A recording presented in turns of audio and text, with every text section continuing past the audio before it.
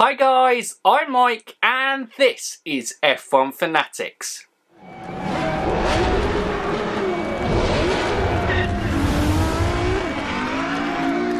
Welcome back to the regular return of the Friday slot of the F1 Weekly News Show. Now obviously at the back end of last year this was a regular slot on the channel where we would round up the kind of latest headlines and news from the world of Formula 1 in this video at the end of the week. So, with the season just round the corner, it seems a great time to bring the F1 Weekly News Show back to the channel, as we are obviously only a couple of weeks away, well actually 2 Fridays away from it being a Friday practice at the Austrian Grand Prix, the first race of the season, and that is incredibly exciting, guys.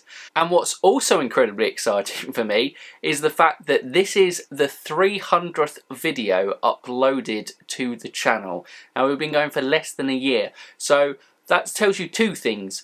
One, I just keep ramming content down your throat, whether you like it or not. Hopefully you've enjoyed it along the way. And two, it's just kind of almost gone into robot mode and not even realising how there. But yeah, 300 to me is a bit of a mental number in terms of the amount of videos that I've uploaded. So you can say it's a 300th video special with the return of the F1 Weekly News Show. But enough from me, guys. We're now going to get into those main headlines from the week ahead. So starting off with story 1, and that is Charles Leclerc yesterday probably gave the people of Maranello a rude awakening, but there are probably worse things to be woken up with than an F1 car driving the streets of Maranello.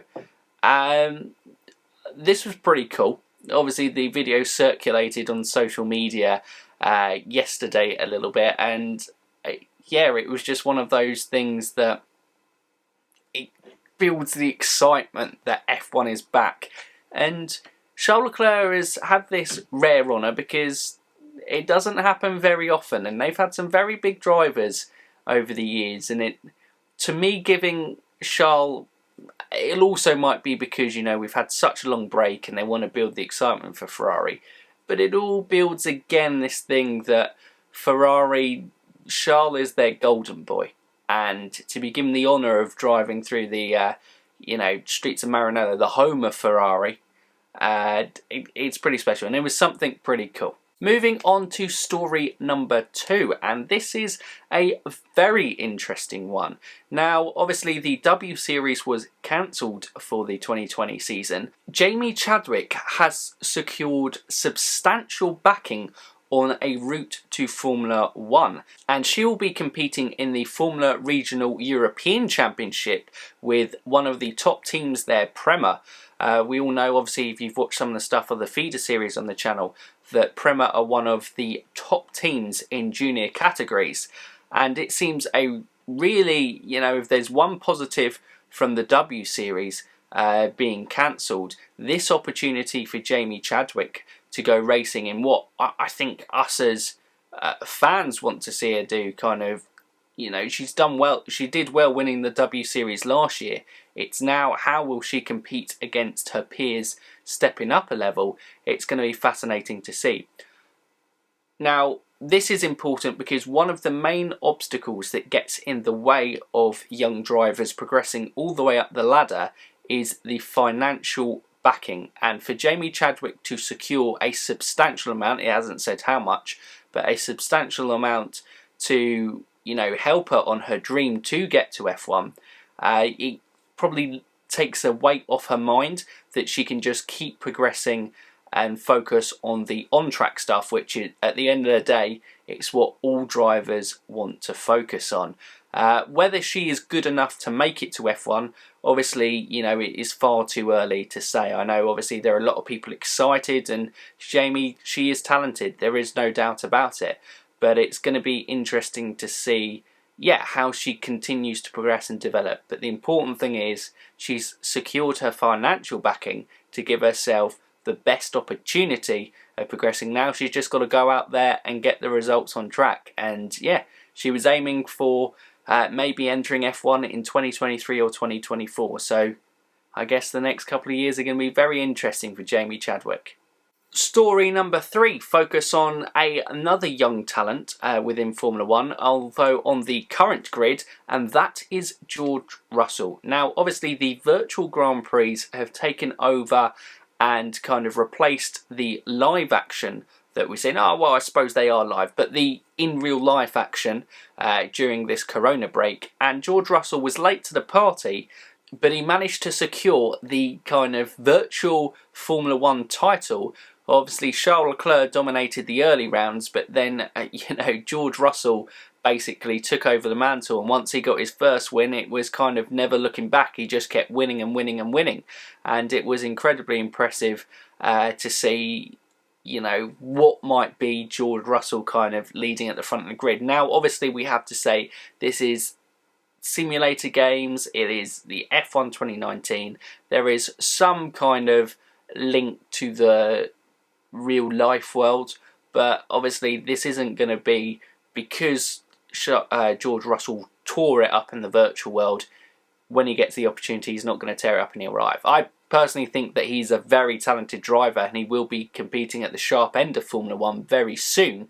But yes, it was very cool, and obviously I think it's helped with a swell of support for George Russell, and maybe pushing Mercedes in that decision that they are going to bring him up to the main team at the end of the 2020 season. I apologise, Valtteri, I don't want to push anyone out of a seat, but it kind of feels like the writing's on the wall with this one.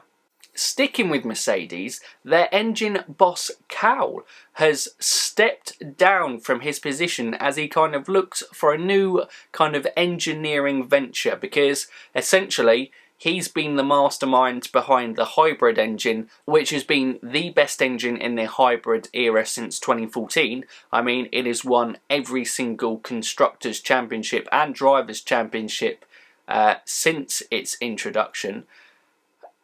Yeah, I mean, he's done an incredible job, and I don't blame him now that he probably looks back and goes, what more can I offer? I've achieved it all.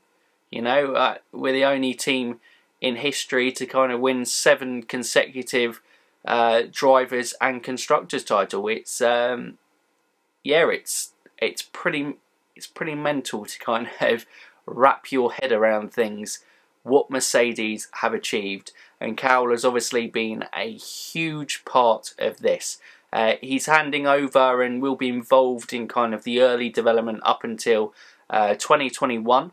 But he is very much, this is now the transition period to the next guy, Thomas, coming in and taking over the reins. Obviously, very, very big boots to fill on this one in Mercedes, but he's done a remarkable job, and I'm sure he will be given a great send-off as he leaves Mercedes when he goes off and pursues his new adventure. Whether that will be Formula 1 or not, I don't know, or whether it will just be something completely outside of F1.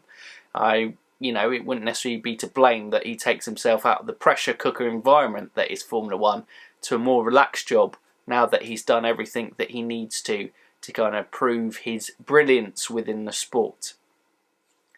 Also with Mercedes, it is that the Mercedes AMG range will be launching their kind of technology from Formula 1 itself. I believe it's from the MGU-H, and this is pretty cool because that's essentially the knock-on of Formula 1. It pushes the boundaries with technology, and obviously it may take a few years for that technology to kind of get put and placed into cars, but Formula 1 is at the forefront of mechanical engineering in relation to cars, and then all that knowledge gets passed down, gets taken down the kind of different routes, and it eventually ends up in road cars. So this is a very cool kind of thing to see, the real life application of what's happening on track, improving day-to-day life, or well, I suppose not day-to-day life in the Mercedes AMG range,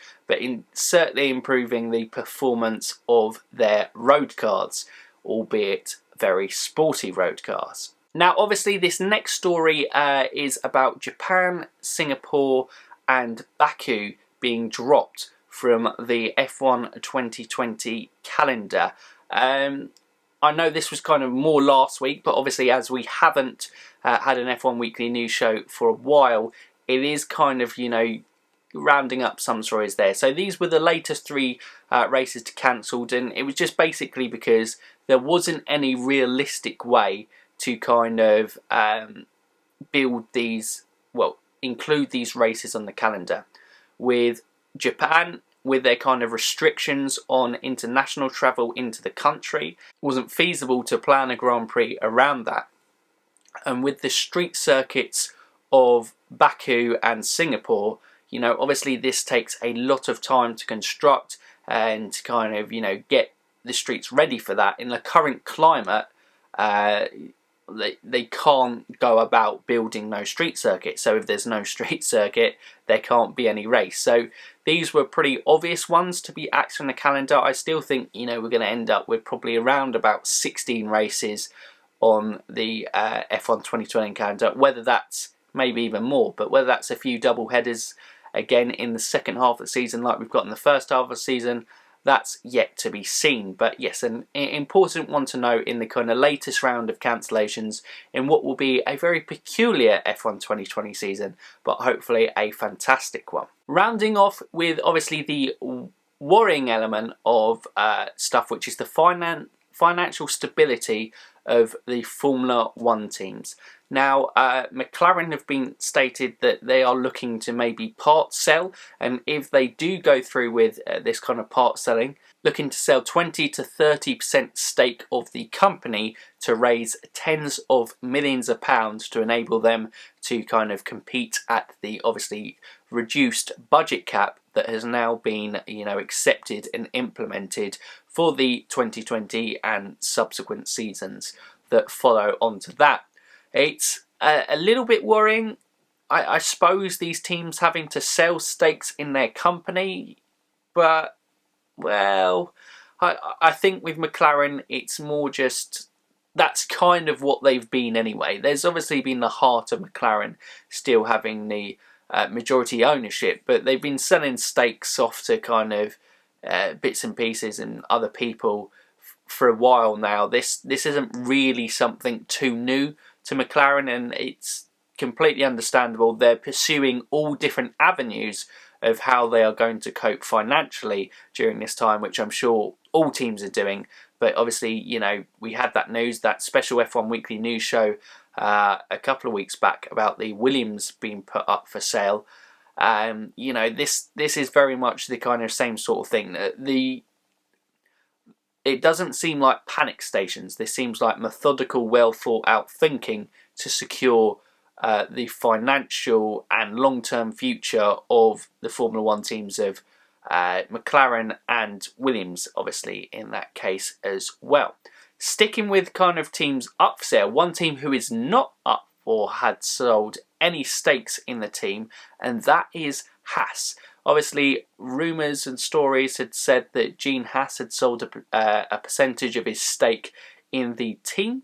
That is not the case, again outlined by Günther Steiner. He says, fake news, it's not real. I think he said in tongue-in-cheek that it's been about the 4th or 5th time that Gene Haas has kind of sold the team or sold part of the team. And yeah, Günther was just basically putting water on those kind of fire of rumours coming out there. Gene is still fully committed to the team, and if the time comes that he will sell, that obviously it will be the decision of the team and how it kind of progresses on forward there. I know a lot of kind of speculation probably came from the way that Gene was speaking at the end of Drive to Survive Season 2. He wasn't exactly selling an endearing reference to the long-term future of Haas in F1, but certainly for the time being at least, it looks like that he is hanging around for it. But there you go, guys. There's some of the main headlines rounded up from the last week. Obviously, you know, there's so much news coming on, you can't cover it all, but I hope you enjoyed the roundup of those stories and kind of my opinions on them. Obviously, if there are any other stories you want to talk about, as always, you can list them in the comments down below, and we can talk about that there. But that's it from me today, guys. But if you're new around here or haven't done so already, we're very close, like I said, 300th episode, and very close to reaching that 1,000 subscriber mark. which would be absolutely incredible for us to reach. So if you can support us and you've watched us and you haven't subscribed already, would be very grateful if you could do that. But for now, you F1 fans, keep racing.